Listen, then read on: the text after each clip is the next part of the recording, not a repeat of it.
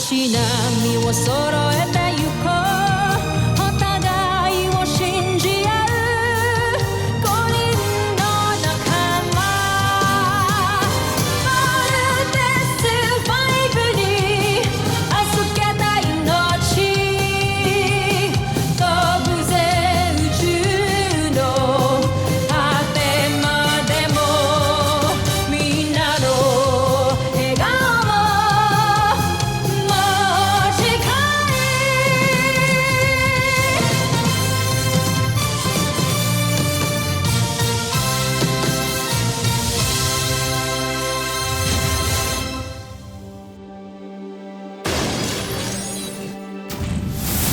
Nakaraan sa Voltes 5 Legacy. Pakawalan niyo ang Beast Fighter para malaman natin ang kahinaan ni Voltes 5. Fire defended! Okay, team. Get ready. Commence attack!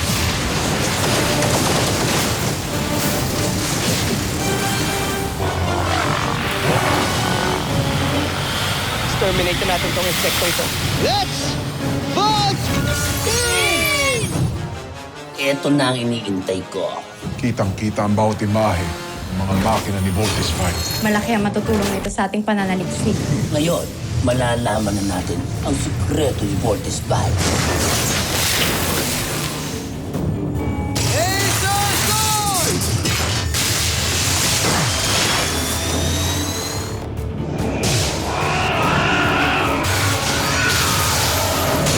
Pakiramdam ko, mahina lang talaga yung kalaban kanina.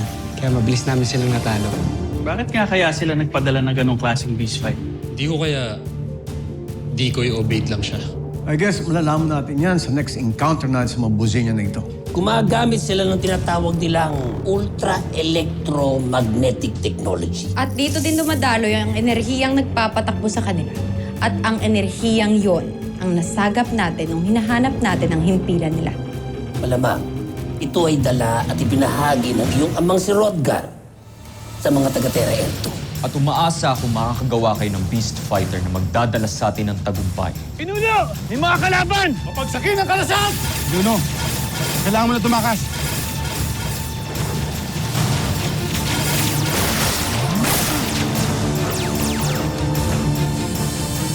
Hanapin nyo!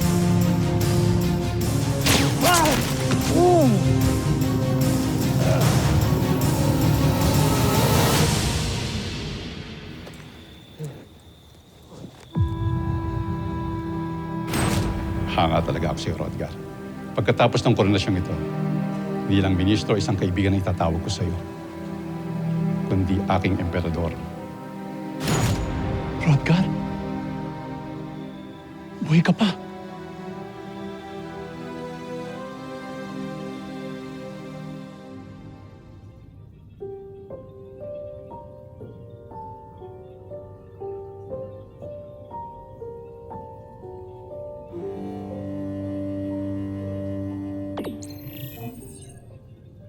Tuloy!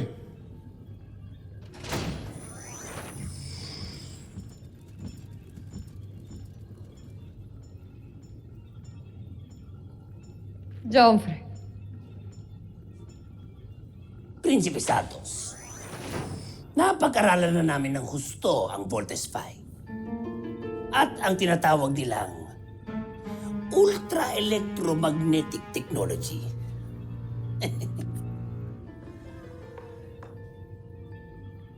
Kaya naman ay, nakadesenyo na rin kami ng Beast Fighter na tatalo sa kanya. Pagmasdan ninyo.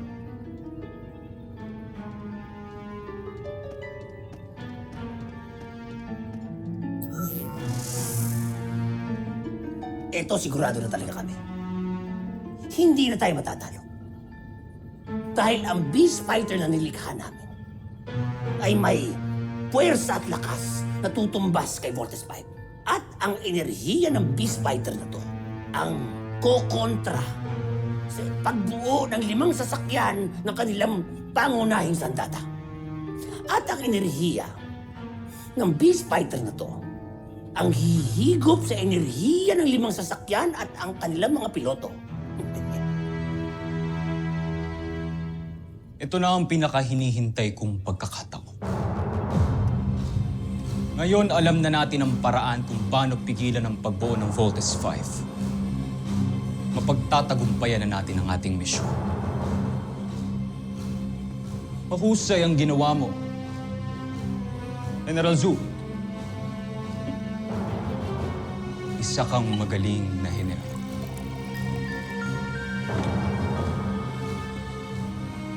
Maaari ka nang umalis.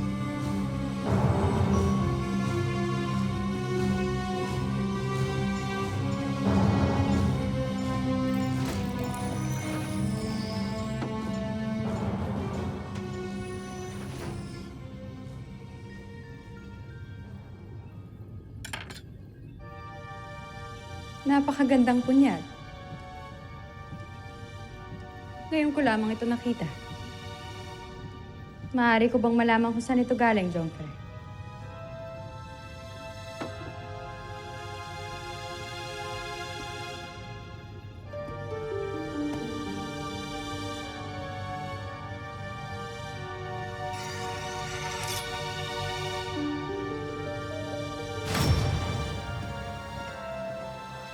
Prinsipe Sardos.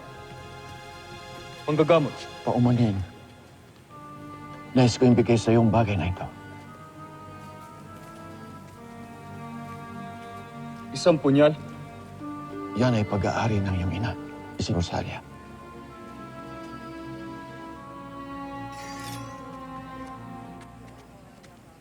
Sa aking ina.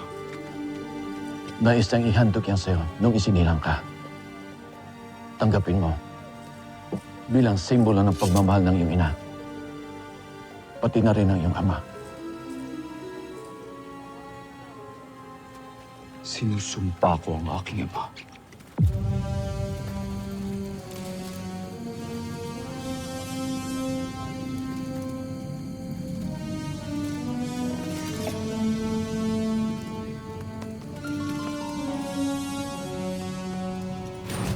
Mula ito sa aking ina. Ito ang kanyang huling alaala. Mula sa aking traitor na ama na si Hrothgar.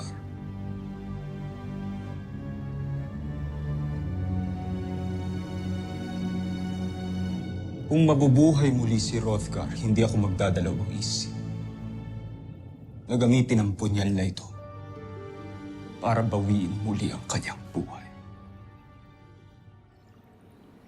Tsaka dito.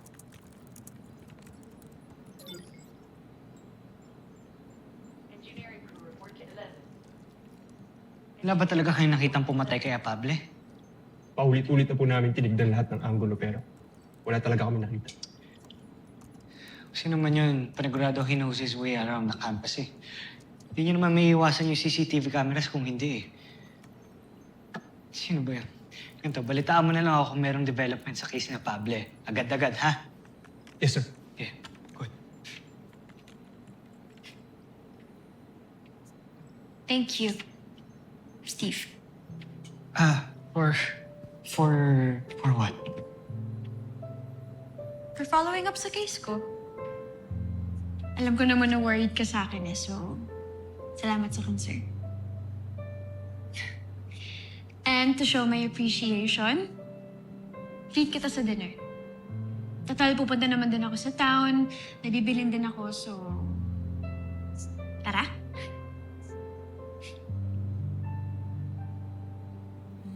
Naalala mo na sinabi ko sa'yong ayoko sa mga relasyon. Kasi hassle lang. Problema lang. Sabi ko lang yun. Yung totoo, gusto ko talaga si Jamie. Steve, please tulungan mo ako sa kanya. Well, Jamie, you don't have to thank me. Come on, please. I mean, it's just to say... No, it's part of my responsibility as a team leader para bantayan kayong lahat. So you don't have to thank me, okay? Excuse me. Wait, I mean, gusto lang naman kita pasalamatan eh. I mean, it's just dinner. Kailangan mo naman din kumain, di ba? May gagawin pa kasi ako eh. Ano Ano ba? Are you avoiding me? What? You're avoiding me. No. You're avoiding me. Bakit? May problema ba tayo, Wala, Steve? wala, Jamie. Wala. It's just that may kailangan akong gawin. So, hindi kita masasamahan. I'm sorry. If gusto mo, pasama ka kay Little John, kay Big Bert, or kay Mark. I'm sorry. Excuse me.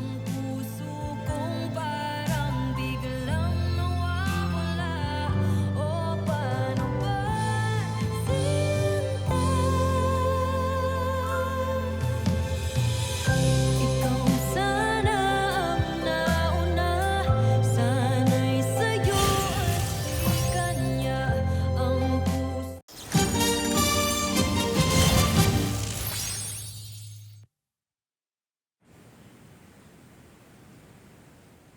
It's really not like him, Ana. I swear. Ramdam ko talaga na parang ang cold na sa akin ni Steve ngayon. Sigurado ka ba? Eh, halata namang gusto ka ni Steve eh. Naalala mo nung beach party? Sobrang obvious niya kaya nun. Ay, ako ba? Hindi ba obvious? Obvious? Saan? Gusto ko rin si Steve. Totoo ba? Ito nga. Oo nga.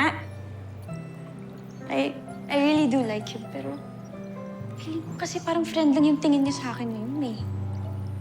So, gano'n na lang yun? Diyos ko, Jamie, alam mo naman yan. If you like him, di ba? Go get him. Go for gold. Follow your heart. Fight for love. Di ba?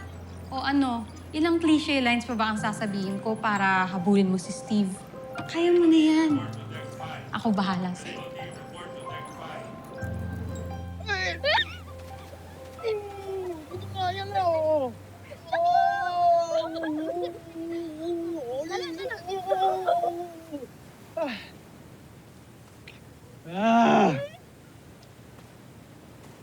Kuya. Ano ang ganda ng view, oh. Pero mas maganda yan kapag nakangiti ka. Okay ka lang? Hirap kasi na sitwasyon ko, eh. Alam mo yun, meron kang gusto pero hindi mo makuha. Abot kamay na, eh. Hindi mo pa mahawakan, eh. Bakit mo kasi pigilan yung sarili mo? Kuya, kung ako sa'yo, huwag mo ipapaubaya si Jamie kay Mark. Maawa ka sa sarili mo. Alam mo, Big Bird, gulo yung iniisip mo. Ayokong magalit si Mark. Ayokong masira yung esprit de corps ng grupo. Ha? Huwag niyo naman pakialaman. Kaya ko naman yung sarili ko, eh. Naintindihan kita, Kuya Steve. I know exactly how you feel. Uy! Ano yung pinagsasabi mo, ano? Bakit, ha? Nantitikit ka na siguro, no, ha? Naliligaw ka na ba? Hindi yun! I miss si Papa! Hindi ko na siya naalala ngayon kasi nga baby pa ako nung umalis ko. Hindi kagaya ni Mama. Kaya Kuya Steve, parang yung kay Ate Jamie lang yan.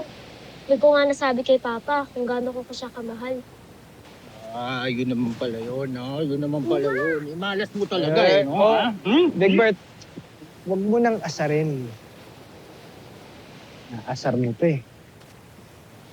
Ikaw naman, Little John. Bakit? Tingin mo ba hindi alam ni Papa na mahal mo siya? Siyempre, alam niya yun. And ikaw, mahal na mahal ka rin ni Papa, ha? Lagi matatandaan yan, ha? Ha? Siyempre, pogi ka. Mana ka kay Papa. Tayong dalawa. Di ba? Pogi tayong dalawa. Di ba? Huwag ka na. Kasi mahilig ka mang asar. Kasi kung di ka mahal ni Papa, di ka magmamana kay Papa. Pogi tayo. Pogi na rin ako. I love you. Love you.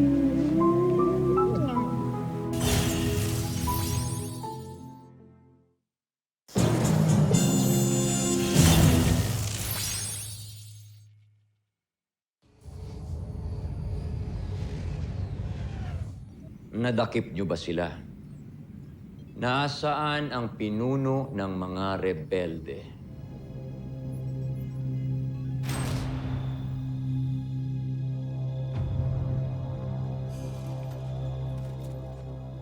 na. General, hindi namin siya mahanap.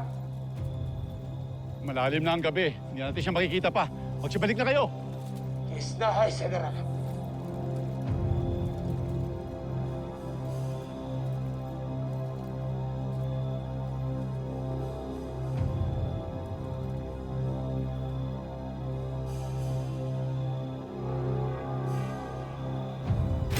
Anong klaseng general ka, Watson? Bakit niyo hinayaang makatakas ang mga rebelde? Patawad kamahalan. Malakas at mabilis sila kaya kami natakasan. Huwag ka nang magpaliwanag. Hilon! Pollux! Parusahan niyo yung walang kwentang general na yan.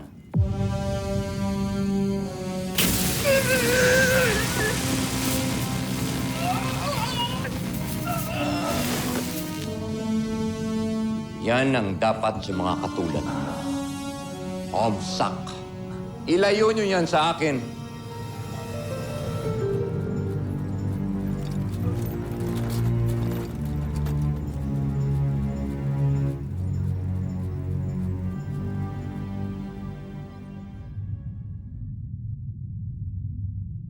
Huwag nga kayong kukupad-kupad. Di ba kanina ko pa sinasabi sa inyo na ayusin nyo na yan? Sige na! Bilisan nyo! Ayusin nyo na! Bagal ng mga to. Sak! John.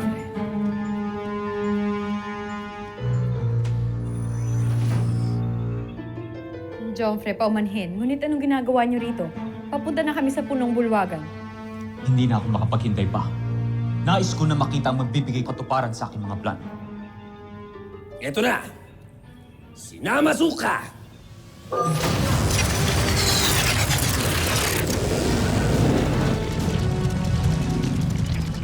Kagilagilagas.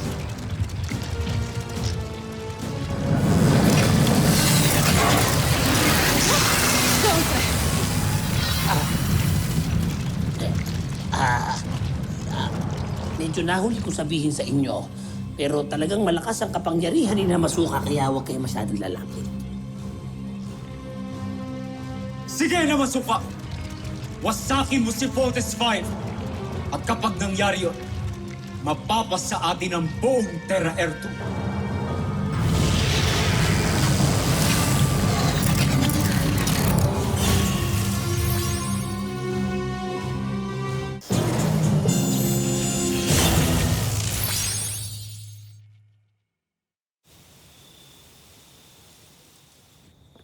Mark, Steve, nasan ka? Dito ako sa city. Bakit? Ayun, tamang-tama. May favor ako sa'yo. Para kay Jamie.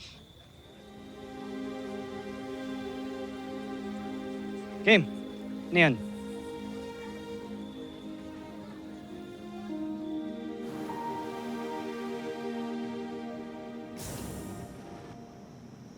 Jamie. Steve! Para sa akin ba to? Yeah. Thank you. Sweet mo naman. Hindi galing sa akin yan. It's from Mark. Pinabili niya sa akin para ipabigay sa'yo.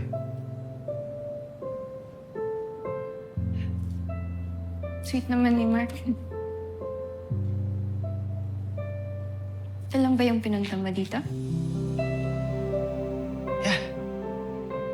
Yeah.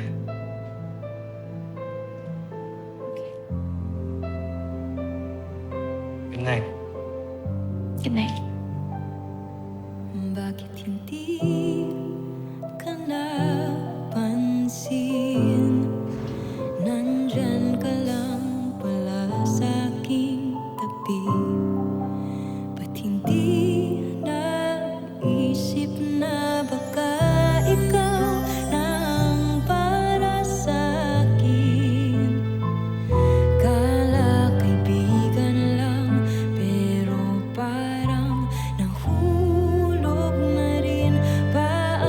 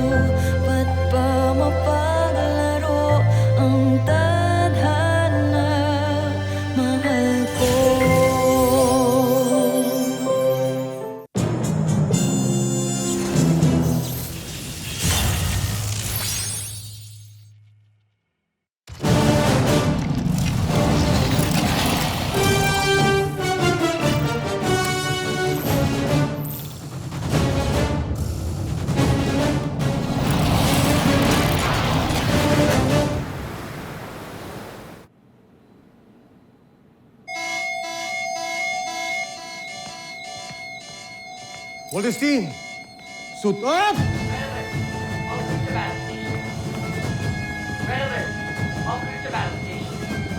Oh, Jimmy! Si Steve. Attention. Bolt machine launch commencing.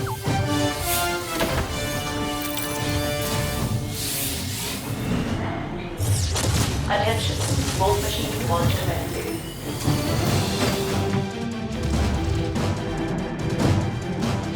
Attention. Bolt machine launch commencing.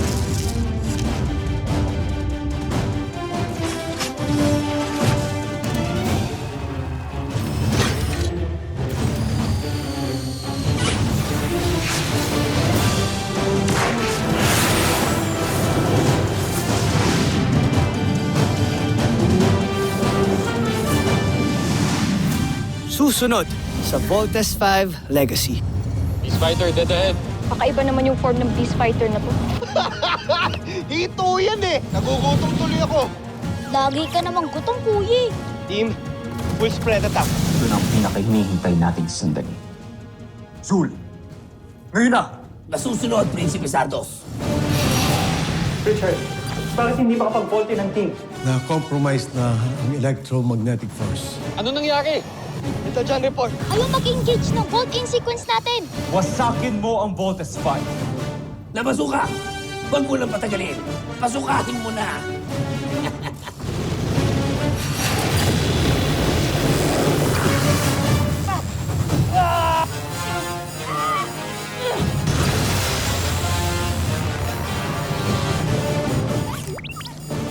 Natalo ko rin sila. Panalo ang intensyon mo, Zul.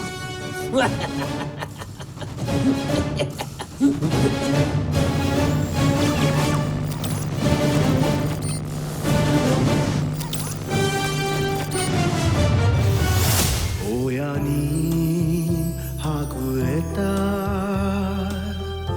hinadori mo itsuka yasashii 懐に会える明日もあるだろうなのになぜ巡り会える父の影泣くものか僕は男だ信じてる信じてるその色ことこの手で父を抱きしめる日のことを